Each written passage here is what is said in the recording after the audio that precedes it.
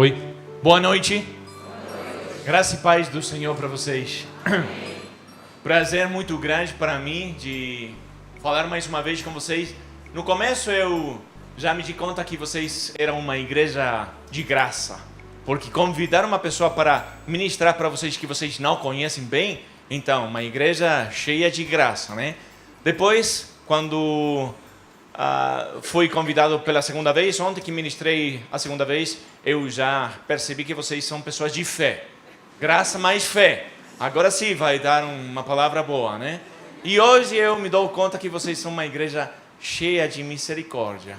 Que mais uma vez estão aqui para ouvir este uruguaio dando pancada no português, cometendo muitos erros, mas pela graça de Deus, além dos erros do português, Deus tem uma palavra que acredito que está dirigida para algumas pessoas, quem sabe para todos nós nesta noite. Eu trouxe alguns presentes para vocês e eu gostaria de pedir para a Bruna, não ainda, mas ela vai mostrar uma imagem aqui. Só um segundo. Ela vai mostrar uma imagem, só um segundo. Se vocês sabem, essa imagem pertence a quê? Então você tem que levantar a mão e tem que dizer quando eu dou a palavra para você. Legal? Então se você acertar, tem presente, tem um brinde. Alfajor uruguaio. Coisa boa. Coisa boa, tá? Então, só um segundo. Só um segundo, tá? Bruna, faz o favor. Pronto. Então, a moça... Você que olhou para trás. Não ouvi. Silvia. Isso. Então. Ratatouille. Muito bem, Silvia. Obrigado. Parabéns. Não é obrigação comer. Você pode dar para outras pessoas. Hoje eu gostei tanto do pastor Josias. Nós estávamos ficando na casa do Marcos e da Cássia. E eu agradeço muito a hospitalidade que eu tenho recebido. Sempre muito melhor do que a gente merece. É a história da minha vida, graças a Deus.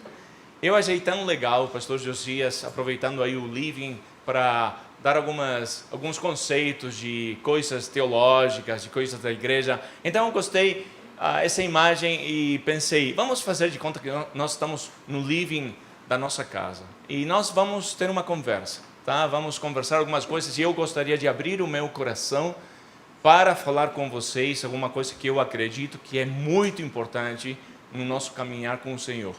Então, desse filme aí, Ratatouille, vocês sabem o nome de algum dos personagens? Por exemplo, esse ratinho que apareceu aí. Pode botar de novo e talvez a outra foto também. Esse aqui. Você sabe o nome? Porque tem presente, se sabe. Você sabe que o filme se chama Ratatouille, mas... Então, o moço lá. Não houve. Do rato, por exemplo, o rato.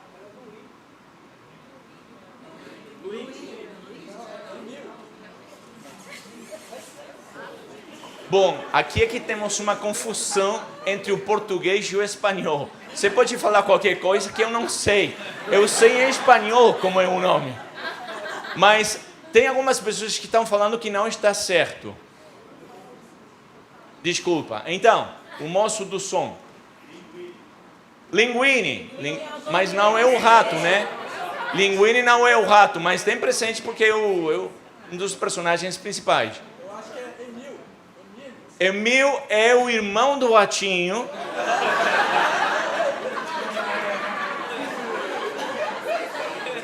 Não é Emil, mas é um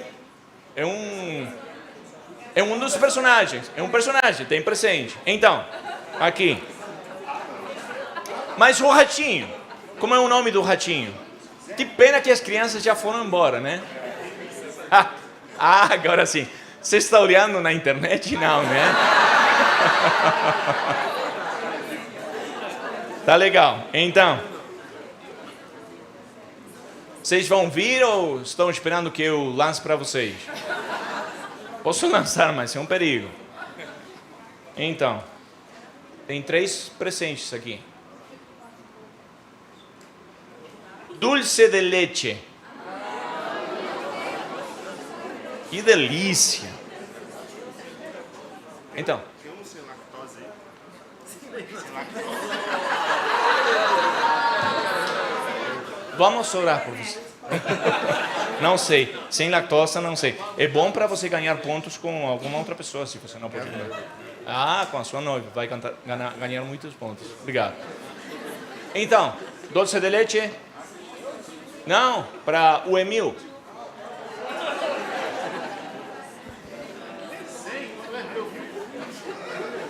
Quer pegar? Isso aí, valeu.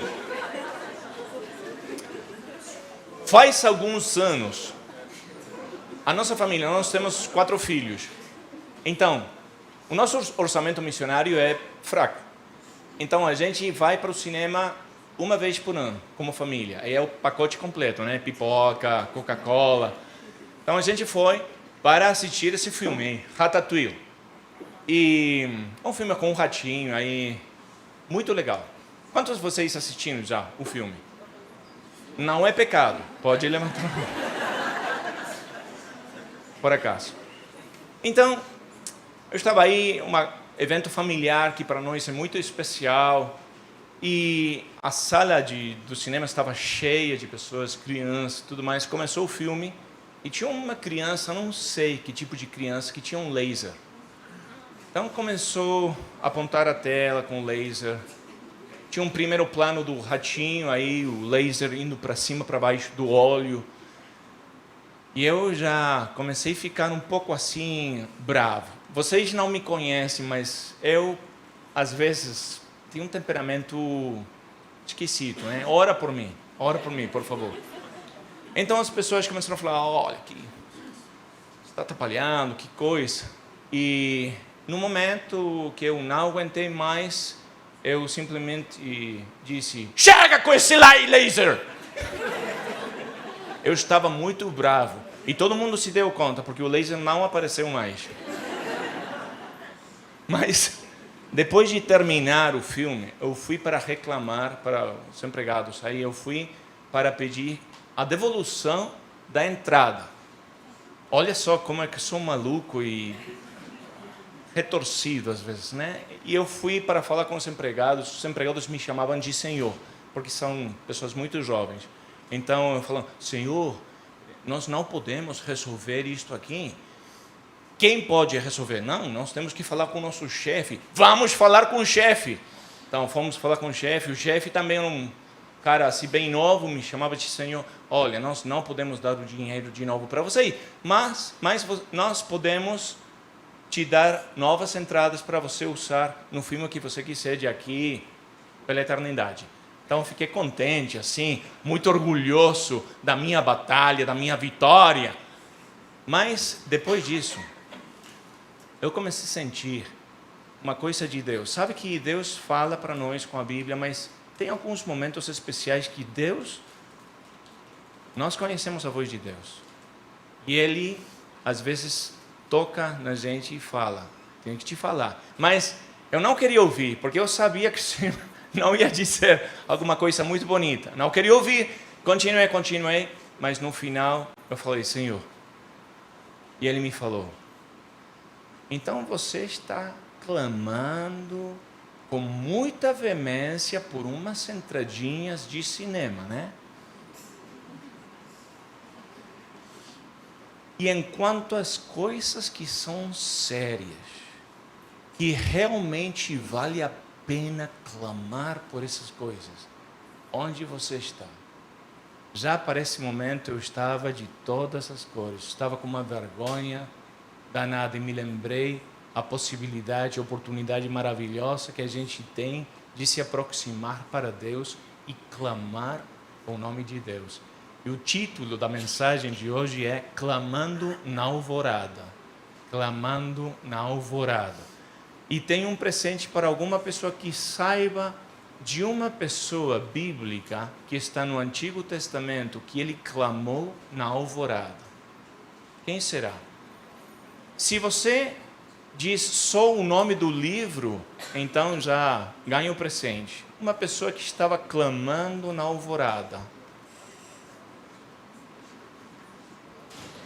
Vou dar uma ajuda, porque eu sou bom também. Acredito que vocês estão orando muito por mim. Vou dar uma ajuda. Vou mudar o título e vou dizer: Lutando com Deus na alvorada. Então, quem levantou a mão? Não vi nenhuma mão levantada.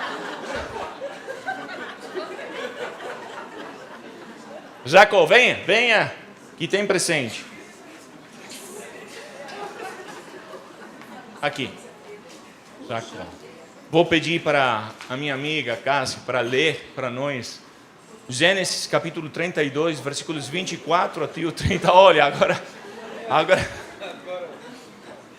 Então, eu pedi para ela de ler, porque eu já tenho magoado muito português e não gostaria de continuar machucando ele. Versão revista atualizada.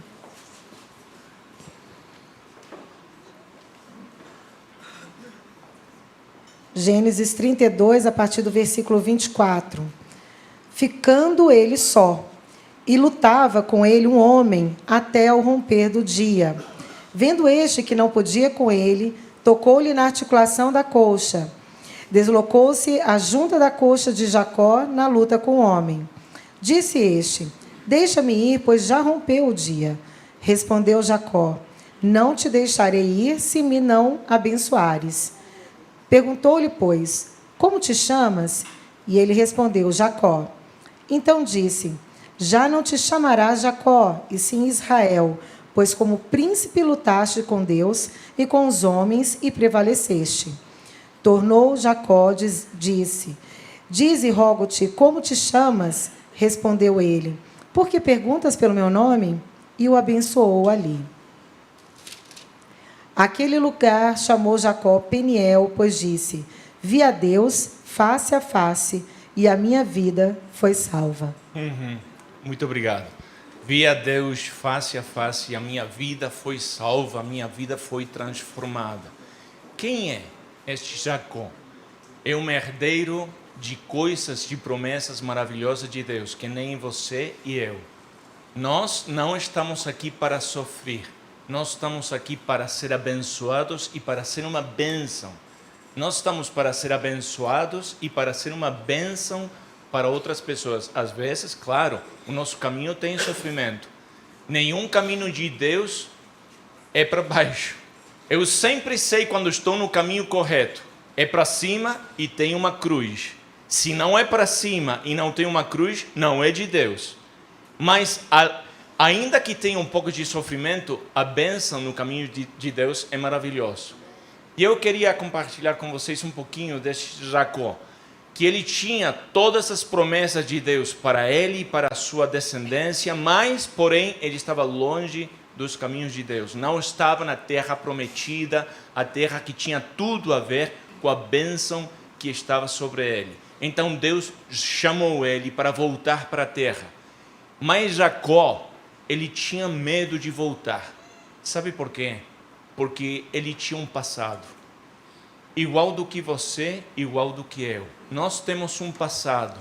E o nosso passado tem muito a ver com o nosso presente. Nós colhemos o que nós semeamos antigamente.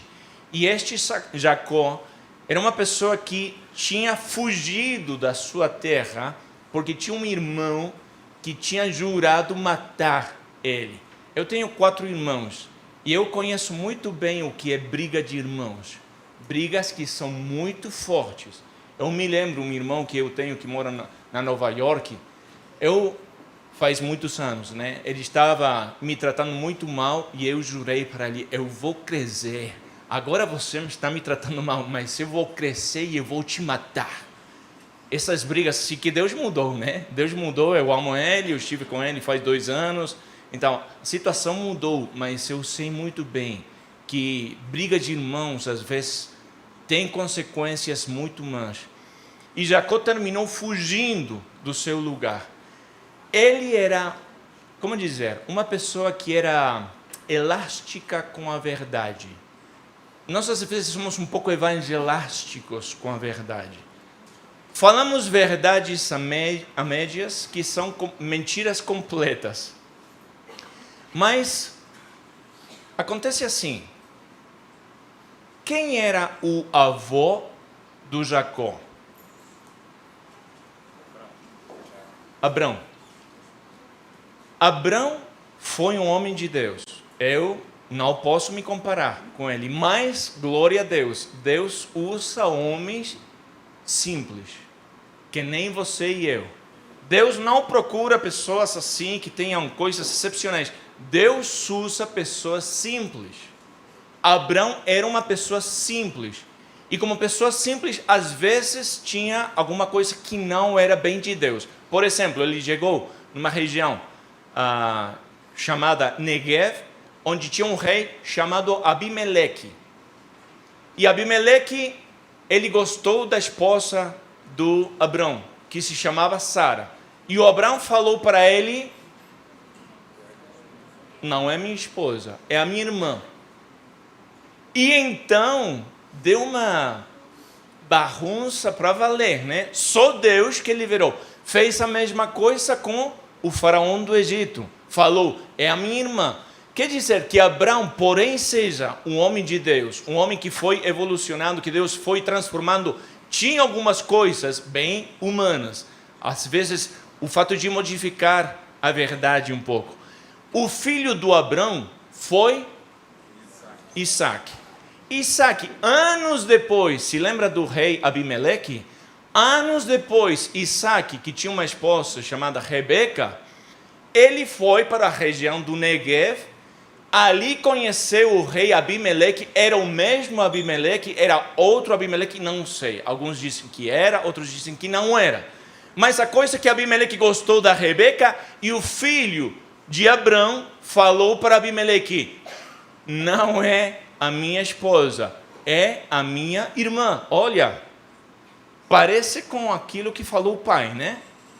E agora Jacó, ele já era um experto na arte de mentir. Nós temos dos nossos filhos, não vou falar quem, mas um dos nossos filhos, às vezes, tentava mentir alguma coisinha para nós, né? Sabe como que é? Os filhos, às vezes, contam algumas coisas que não são certas.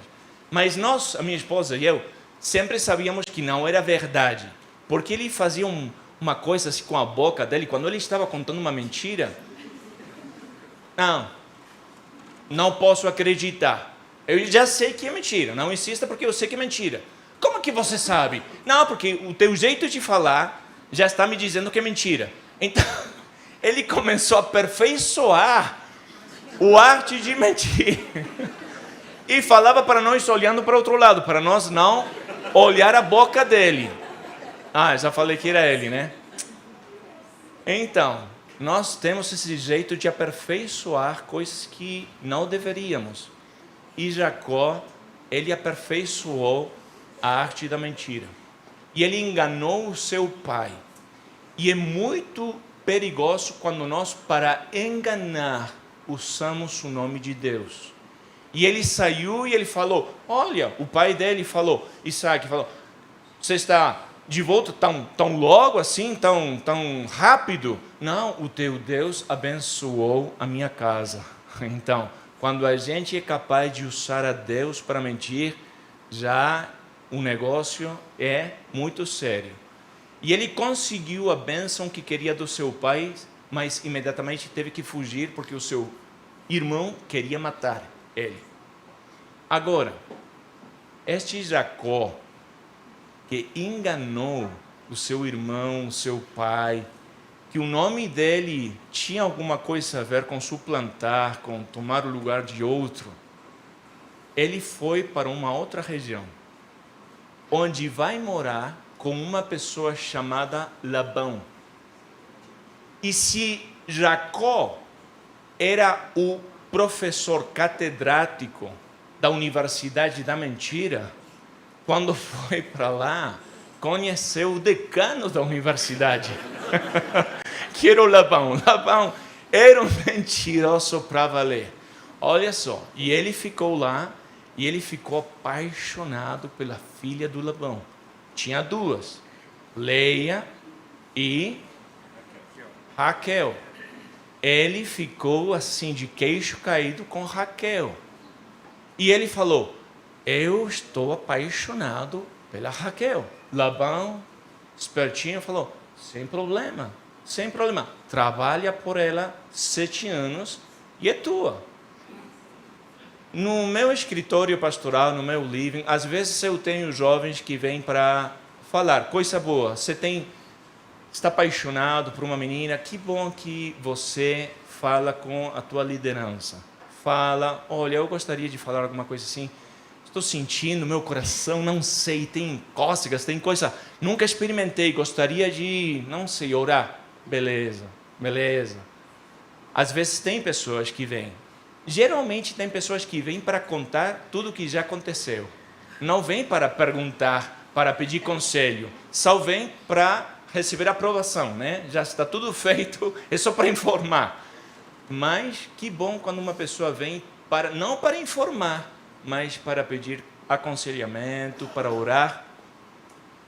Imagina se eu falo para um rapaz, todo apaixonado, então vamos orar 3 meses pelos teus sentimentos e pela essa moça que você está tão apaixonado. Olha, 3 meses, uma coisa assim, o rapaz fica todo apavorado. Mas 7 anos, espera 7 anos, trabalha 7 anos, eu te dou. E ele trabalhou porque amava a Raquel. Aconteceu que no dia da boda, essa noite tão particular, não sei vocês, mas quando eu chegar no céu, eu gostaria de ir para a videoteca do céu e pedir alguns vídeos. Como é que foi? Este aqui eu quero ver. Não no primeiro dia, não no primeiro milênio. Eu vou ficar louvando o Senhor, me deleitando com Ele. Mas, sei lá, depois de 3.000, 4.000 anos, eu gostaria de pedir este vídeo da noite de bodas do Jacó com Raquel. Porque eu não sei o que aconteceu. Não sei se as luzes estavam muito baixas. Não sei se o vinho estava muito forte. Só sei que ele foi para a cama, deitando com a pessoa que ele acreditava que era a Raquel, e na manhã ele acordou e você não é Raquel, era a irmã dela. Então ele foi, era um homem com um temperamento, ele foi para falar com Labão. Eu imagino tudo assim enojado, tudo raivoso para falar com Labão. Fala, eu trabalhei por Raquel e você me deu Leia.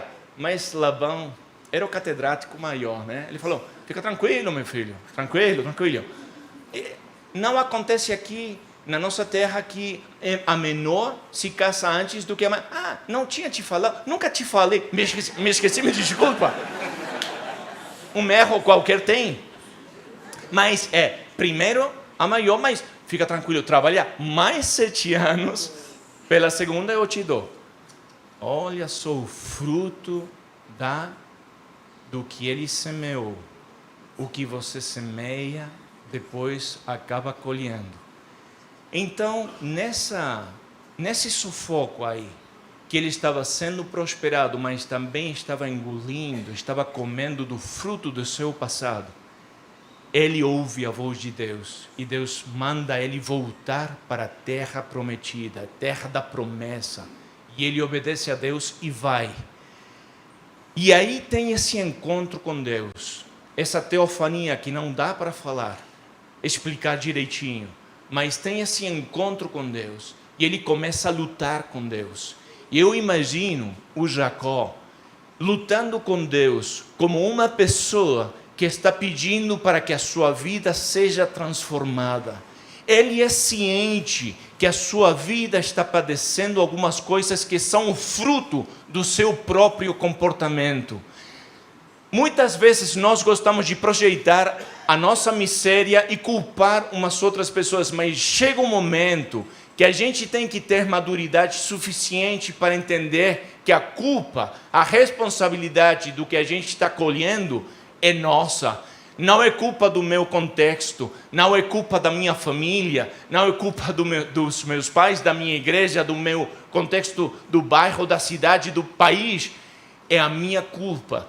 E ainda estou aqui e poderia seguir escrevendo história, culpando, responsabilizando outras pessoas, ou continuando do mesmo jeito, com as ferramentas que eu tenho aprendido, coisas que talvez venham na minha herança, coisas que eu não inventei, mas o meu avô, o meu pai experimentou e agora eu estou desenvolvendo. Poderia continuar escrevendo essa história, mas o maravilhoso aqui é o que o Jacó está entendendo. É momento de parar de escrever uma história assim e viver uma história diferente. E essa história diferente começa por reconhecer que sou eu o responsável da história que eu escrevo. Sou eu o responsável. Não é o meu pai, não é o meu contexto. Sou eu. E eu, porém, eu tenha tido alguns erros no passado. Ainda estou aqui, glória a Deus. Que é uma boa, excelente notícia. Eu ainda estou aqui, que não é uma coisa maravilhosa, mas Jesus está aqui também. E quando o homem tem um encontro direto com Jesus, as coisas vão mudar. Nunca Jesus toca uma cena e permanece igual. Jesus, o que toca, transforma. E Jacó entende que ele tem passado um inferno de fogo e pela água congelada, mas ainda está aí. Pode estar quebrado, pode estar fugindo mais uma vez, mas ainda está aí. Pode ter recebido mentiras e colhido as mentiras da sua vida, mas ainda está aí. E aí está o poder de Deus também. Então imagino ele orando e lutando com Deus, pedindo por uma bênção que implica a transformação da sua vida, viver uma história diferente. E ele não vai deixar o anjo de Deus sair sem receber essa bênção de Deus. Deus luta com ele e no final pergunta: qual é teu nome? Uma pergunta que Deus faz para nós também: qual é teu nome? Qual é teu nome? Qual é o teu contexto? Qual é o teu presente? E ele fala: eu sou Jacó, com tudo que isso implica. E Deus abençoa ele e disse: você já não vai ser Jacó, agora vai ser Israel. Tudo que tem a palavra El tem um nome de Deus aí. Samuel, pedido a Deus. Daniel, príncipe de Deus. Emanuel, Deus conosco. Israel, príncipe de Deus.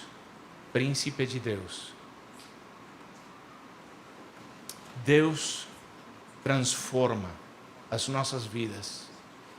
Tudo o que Ele toca, transforma.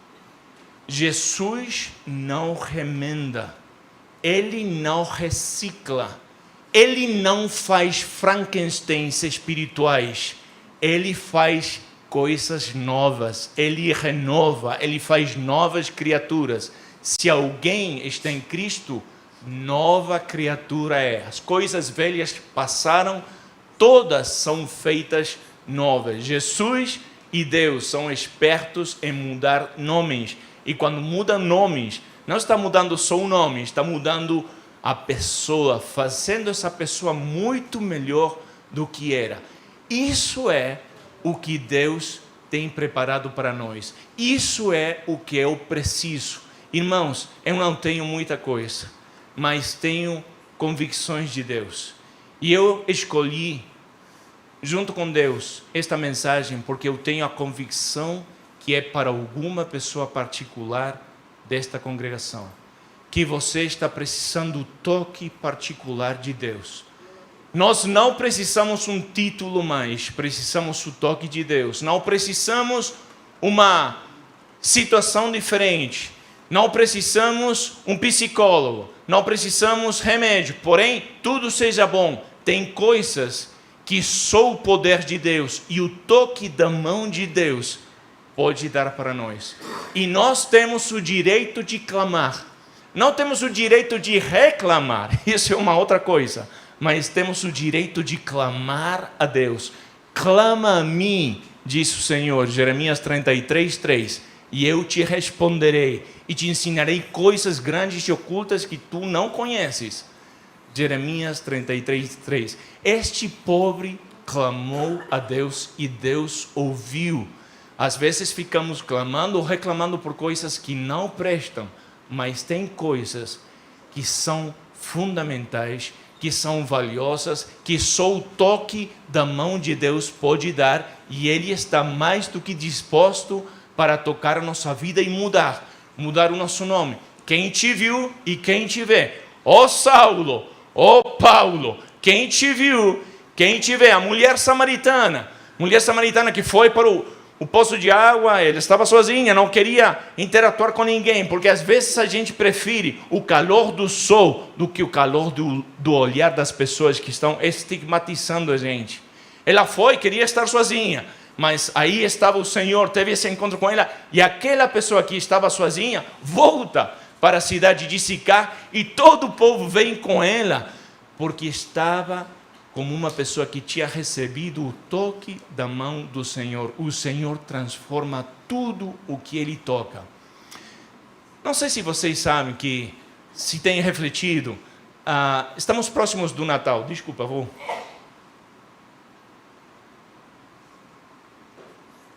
Estamos próximos do Natal. Lá no meu país, às vezes, tem cartões de Natal que tem assim, a manjedoura, assim, tudo legal, tudo bonito, tudo romântico. Mas uma manjedoura não é isso.